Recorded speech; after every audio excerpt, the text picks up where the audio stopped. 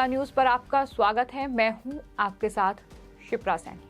उत्तर प्रदेश के इलाहाबाद हाईकोर्ट परिसर में बनी मस्जिद को तोड़ा जाएगा, ये बड़ी खबर सामने आई है। दरअसल सुप्रीम कोर्ट ने ये बड़ा आदेश अधिकारियों को दिया है कि इलाहाबाद हाईकोर्ट परिसर में जो मस्जिद मौजूद है उसे 3 महीने के भीतर हटाया जाए। आपको ये बता दें कि इलाहाबाद हाईकोर्ट की ओर से पहले ही इस मामले पर सुनवाई हो चुकी है और इलाहाबाद हाईकोर्ट ने इस मस्जिद को हटाने का आदेश दिया था। बावजूद इसके सुप्रीम कोर्ट में इस पूरे मामले को चुनौती दी गई और अब सुप्रीम कोर्ट ने इलाहाबाद हाईकोर्ट के फैसले में दखल देने से इनकार कर दिया है और ये कहा है कि दरअसल अधिकारी जो हैं उन्हें ये आदेश दिया गया है कि 3 महीने के अंदर ये मस्जिद हटनी चाहिए और अगर ये 3 महीने के भीतर हटाई नहीं जाती है तो राज्य सरकार और अधिकारी जो है इस मस्जिद को ध्वस्त कर सकते हैं। ये सुप्रीम कोर्ट की ओर से कहा गया है।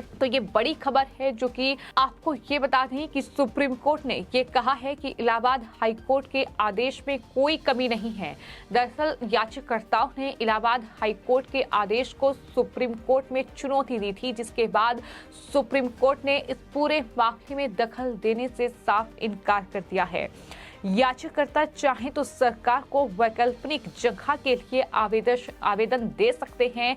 ये सुप्रीम कोर्ट की ओर से कहा गया है। कोर्ट ने मस्जिद हटाए जाने का विरोध करने वाले याचिकाकर्ताओं को ये बताया गया है कि संरचना एक खत्म हो चुके पट्टे यानी लीज पर ली गई संपत्ति पर है और वो अधिकार के रूप में इसे कायम रखने का दावा अब बिल्कुल नहीं कर सकते हैं। आपको ये बता दें कि वक्फ मस्जिद हाईकोर्ट और यूपी सुन्नी सेंट्रल वक्फ बोर्ड ने नवंबर 2017 के इलाहाबाद हाईकोर्ट के आदेश को सुप्रीम कोर्ट में चुनौती दी थी और इलाहाबाद हाईकोर्ट ने मस्जिद को परिसर से बाहर ले जाने के लिए 3 महीने का समय दिया था। सुप्रीम कोर्ट ने इस पूरे मामले पर जो याचिका सुप्रीम कोर्ट में दायर की गई थी उसे पूरी तरीके से खारिज कर दिया, लेकिन इसी के साथ अधिकारियों को ये स्पष्ट आदेश तो है वो सुप्रीम कोर्ट ने दिया है कि अगर 3 महीने के भीतर वो मस्जिद नहीं हटाते हैं तो अधिकारी और राज्य सरकार को ये पूरा हक है कि इस मस्जिद को वो हटा सकते हैं। Justice M.R. शाह और C.T. रवि कुमार की बेंच ने याचिकाकर्ताओं को पास के क्षेत्र में वैकल्पिक जगह के आवंटन के लिए उत्तर प्रदेश सरकार को एक प्रतिनिधित्व देने की भी परमिशन दे दी है। बेंच ने याचिकाकर्ताओं से ये कहा है कि जमीन जो है वो एक सरकारी पट्टे की संपत्ति थी और यही वजह है कि जिसे समाप्त कर दिया गया। अब इसे जारी रखने के अधिकार के मामले के रूप में दावा नहीं किया जा सकता है। साथ ही बेंच ने यह भी कहा है कि हम याचिकाकर्ताओं विचाराधीन ढांचे को ध्वस्त करने के लिए 3 महीने का समय देते हैं और अगर आज से 3 महीने के समय के भीतर निर्माण नहीं हटाया जाता है तो हाईकोर्ट सहित अधिकारियों के पास उसे हटाने या ध्वस्त करने का विकल्प पूरी तरीके से खुला हुआ है, ये सुप्रीम कोर्ट ने कहा है। वहीं आपको ये बता दें कि मस्जिद की जो प्रबंधन समिति है उसकी तरफ से सुप्रीम कोर्ट में जो वकील पेश हुए वो कपिल सिब्बल थे, जिन्होंने दलीलें रखी और कहा कि मस्जिद 1950 के दशक से वहां है और इसे बाहर ले जाने के लिए नहीं कहा जा सकता। ये कपिल सिब्बल की ओर से वहां कहा गया। उन्होंने कहा कि 2017 में सरकार बदल गई और सब कुछ बदल गया। नई सरकार के गठन के 10 दिन बाद एक जनहित याचिका दायर की गई। हमें वैकल्पिक स्थान पर ट्रांसफर होने में कोई दिक्कत नहीं है जब तक कि वो इसे हमें देते हैं। वहीं हाईकोर्ट की ओर से पेश वरिष्ठ वकील राकेश द्विवेदी ने ये कहा कि ये पूरी तरह धोखाधड़ी का मामला है।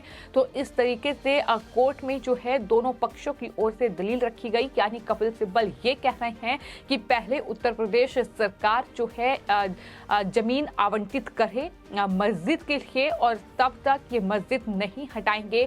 इस तरह की दलील उनकी तरफ से रखी गई, लेकिन सुप्रीम कोर्ट ने ये साफ तौर पर कहा है और एक वक्त दिया है कि 3 महीने के भीतर इलाहाबाद हाईकोर्ट परिसर परिसर में जो मस्जिद मौजूद है, जो ढांचा बनाया गया है, उसे हटाया जाए। अगर ऐसा नहीं होता है तो इलाहाबाद हाई कोर्ट और साथ ही जो तमाम अधिकारी हैं उन्हें इस ढांचे को ध्वस्त कर सकते हैं, उन्हें इसका पूरा अधिकार है। आपको ये बता दें कि जो याचिका सुप्रीम कोर्ट में दायर की गई थी, इलाहाबाद हाई कोर्ट के फैसले को चुनौती दी गई थी और सुप्रीम कोर्ट में दरअसल इलाहाबाद हाई कोर्ट की ओर से जो वकील पेश हुए राकेश द्विवेदी, उनकी तरफ से ये साफ तौर पर कहा गया कि ये धोखाधड़ी का मामला है।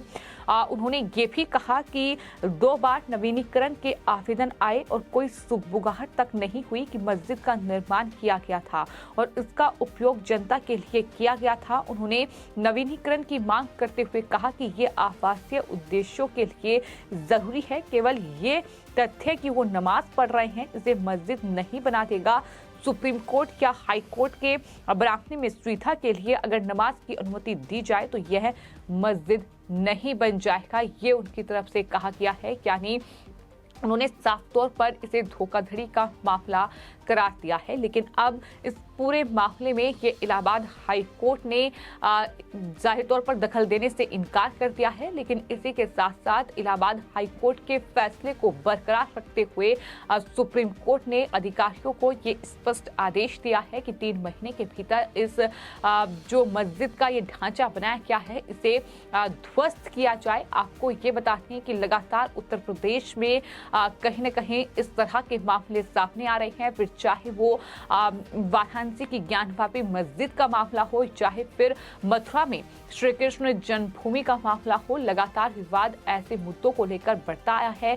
राजनीति भी खूब इन मुद्दों को लेकर देखने को मिली है। लेकिन ये जो मस्जिद है ये इलाहाबाद हाई कोर्ट के परिसर में मौजूद है और साफ तौर पर ये दलील जो है इलाहाबाद हाई कोर्ट की ओर से पेश हुए वकील की ओर से दी गई है कि अगर अपनी सुविधा के लिए आप इलाहाबाद हाई कोर्ट के बरामदे में नमाज अदा करते हैं तो फिर ये मस्जिद नहीं बन जाएगा, ये ढांचा मस्जिद नहीं बन जाएगा। तो ये चीज़ उनकी तरफ से कही गई है और इसको लेकर ये बड़ा आदेश इलाहाबाद हाई कोर्ट की ओर से जो दिया गया था उस पर सुप्रीम कोर्ट ने भी सहमति जाहिर की है। फिलहाल आपकी इस पूरे मामले पर क्या राय है हमें कमेंट बॉक्स में जरूर लिखें और चैनल को सब्सक्राइब करें।